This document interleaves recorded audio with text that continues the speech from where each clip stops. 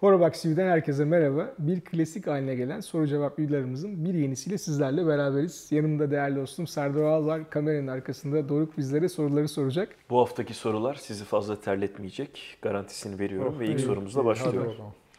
Birden fazla saatiniz olduğunu göz önüne alırsak en çok taktığınız saatleri neye göre seçiyorsunuz ve bunlar neler? Öncelikle ben bilezikli saatlerden hoşlanıyorum. Yani haliyle deri kayış, kauçuk kayış, NATO kayış bunlar bende biraz ikinci planda kalıyor. Yani bilezikli, metal bilezikli modelleri tercih etmeye çalışıyorum saat koleksiyonumda. Çok da fazla saatim yok bu arada ama yani en azından bir hafta içinde seçeneklerim olacak kadar var, öyle söyleyeyim. Bunun dışında yani her gün suyla ilgili bir şey elbette yapmıyorum. Yani aslında sonucu kısıtlı tatilden tatile suyla aşırı neşir olsak da genelde su geçirmez saatleri takmaya gayret ediyorum. Çünkü onları sudan sakınmak, işte ıslandı mı yok elimi yıkarken çıkartayım falan yerini değiştireyim, böyle şeylerle uğraşmak istemediğimden dolayı su geçirmez modellere yöneliyorum. Genelde günlük olarak bunlar oluyor. Bunun dışında bir de tabii bazı okazyonel saatler var. Şimdi mesela vintage bir saati bütün gün boyu kolumda taşımaktansa arada sırada takmayı, birkaç saatliğine takmayı tercih ediyorum. Yine hakeza mesela ne bileyim işte yürüyüşe çıktım, üzerimde eşofman var.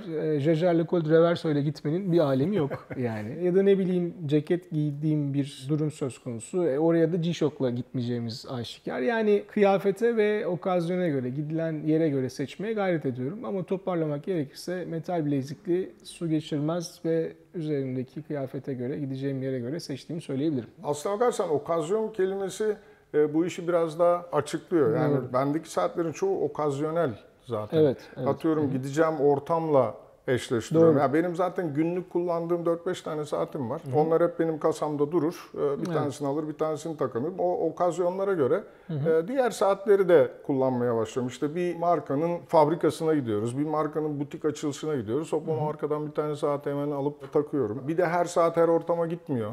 Yani Kesinlikle. ben özellikle geçen yazı hatırlarsın 2 tane saatle geçirdim. Sırf o okazyon için alınmış saatlerdi zaten. Yani genel anlamda senin söylediklerine katılıyorum. Ortam ve okazyona göre takacağımız saate karar veriyoruz. Sıradaki sorumuz. Kronograf özelliğinde modüler mekanizma ne anlama geliyor? Modüler kronograf aslında hayatına 3 kollu bir time only, sadece zamanı gösteren veya belki tarihi de gösterebilen bir mekanizma olarak başlayan temel mekanizmanın üzerine ek bir modül eklenerek kronograf özelliğini kazanması anlamına geliyor. Modüler bu. Modüler sadece kronograf için kullanılmaz bu arada. Yani başka komplikasyonlar için de söz konusu olabilir.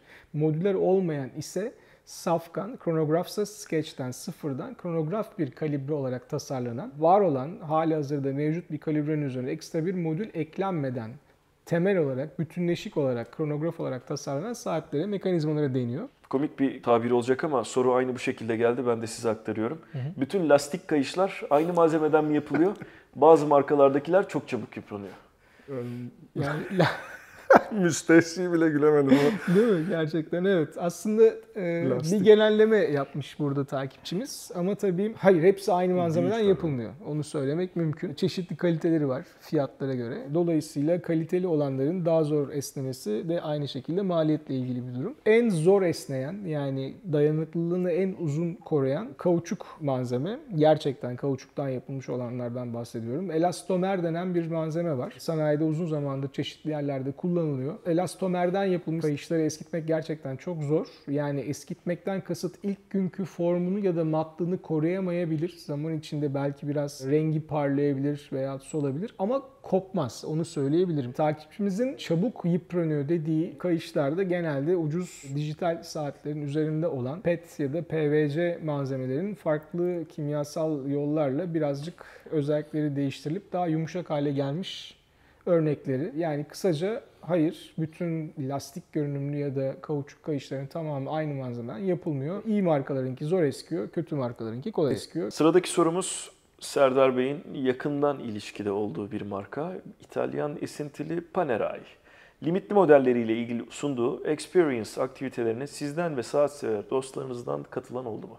Oldu. Yani en basit örneği Vaçaniş. Yani onunla senelerdir iyi dostluğumuz var. Bu tarz detayları da paylaşıyoruz. O oraya davetli olarak gitti. Saat alarak gidenlerden değildi bildiğim kadarıyla. O experience'a katılmak için söylenen saatlerden, bahsedilen saatlerden birini almak gerekiyor. Benim başka arkadaşlarım da var o experience'a katılan. Ki o tecrübeler çok basit tecrübeler değil. Yani işte Maicon, Guillaume Neri, Marina Militare falan, yani boş işler değil onlar. Böyle Marina Militare Anishon'a gitmişti. Bildiğin askeri bir eğitimin içinde buluyorsun kendini. Dolayısıyla evet, giden arkadaşlarım var. Çok da keyifli ve eğlenceli ve özel, yani unutulması zor bir tecrübe yaşamışlar. Sonraki sorumuz biraz agresifti. Ben bunu birazcık sakinleştirdim. Hani rahat bir şey olacak, çok terlemeyecek. Birazcık ince ayar yapmam gerekti. Şimdiden takipçimiz kusura bakmasın. Okuduğumda siz de hak vereceksiniz. Ağırlıklı olarak üst düzey marka ve modellere yer veriyor olduğunuzu dile getirmiştiniz. Son zamanlarda kanalınıza birçok giriş seviye ürün tanıtımı yer alıyor. Horabox'ın içerik yapısında bir revizyon söz konusu. Horabox 2015'ten beri belli bir hedef, belli bir plan üzerine çalışan ve kurumsal yapısı olan, bir marka değeri olan bir oluşum. Medya, aynen öyle. Dolayısıyla burada belli planlar konuşuluyor. Evet. Yani bizim ilk gündeki mantığımız neyse, bugünkü mantığımız da aynı. Biz saat dünyasını, yeri geliyor Türkiye'de ofisimizde, yeri geliyor Dubai'de Watch Week'te, yeri geliyor İsviçre'de Watches and Wonders'da bizi seyreden insanlara anlatmaya çalışıyoruz. Bizde herhangi bir değişiklik yok. Bu şekilde başladığımız mantıkla devam ediyoruz yani. Ben de birkaç ekleme yapayım Serdar'ın söylediklerine. Öncelikle plan program konusunu kesinlikle katılıyorum. Altını çizdiğimiz de iyi oldu. Horabox 2015'ten beri haftanın 6 günü içerik değiştiriyor. Tamamı bizim kendi yazdığımız, kendi hazırladığımız içerikler. Neredeyse günlük bir gazete sıklığında bu frekansta yayın yaptığımızı düşünebilirsiniz. Öncelikle bu gerçekten çok kolay bir şey değil. Yani harcanan emek ve eforun yanı sıra bunun için gereken içeriği bulmak bile aslında başlı başına bir sorun, zorlayıcı bir durum. Bunun yanı sıra tekrar daha önce söylediğim bir şeyin altını çizeyim. Biz sadece lüks modelleri değil, saat sektöründe ses getiren değişikliklere konu olan ya da birim fiyata çok güzel işler sunabilen, fiyat performans oranı yüksek modellere de yer vermeye gayret ediyoruz. Casio GA2100, Casio takma adlı olan model bir hype'tı, bir olay yaratmıştı çıktığı zaman. Elbette yer verdik. Tusiosa Citizen yine kendi çapında çok ilginç bir modeldi. Hatta o modeli gidip 2 tane satın aldık inceleyebilmek için. Burada mesela niye şöyle bir soru gelmiyor? Gerçekten ben geldiyse Doruk söylesin, ben gelen soruların hepsini bilmiyorum.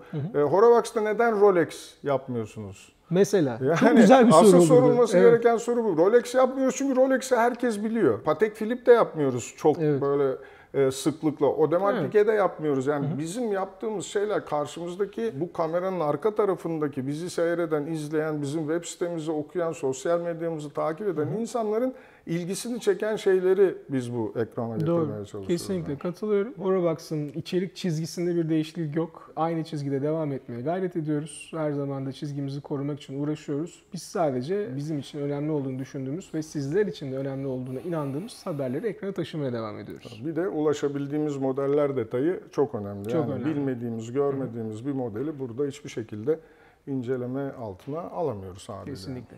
Lüks saatçilikte neden hep 18K altın alışımları tercih ediliyor? 18 karat aslında saat yapımında saat kasasını ve bileziğini işlemek için ideal olan sertlik, aynı zamanda da lüks bir ürünü aldığınızı size belli edecek altın oranını sunan en başarılı alaşımlardan biri. 8, 10, 14 karatlar içerdikleri altın oranının düşüklüğü nedeniyle biraz lüksten dışarı doğru çıkıyor. Yani sonuç itibariyle saat lüks ayı, belki bir alyans için 14 ayar kullanabilir ama... Hiç yok mu o şeylerde, o ayarlarda? O ayarlarda vintage saatler vardı. Evet. Özellikle 2. Dünya Savaşı sonrasında yaşanan sıkıntılardan dolayı 8 ayar, 10 ayar, 14 ayar saatte üretilmişti bir ara. Hatta altın takılarda da çok kullanılırdı. Kolej yüzükleri 8 ayar veya 10 ayar olurdu, öyle söyleyeyim.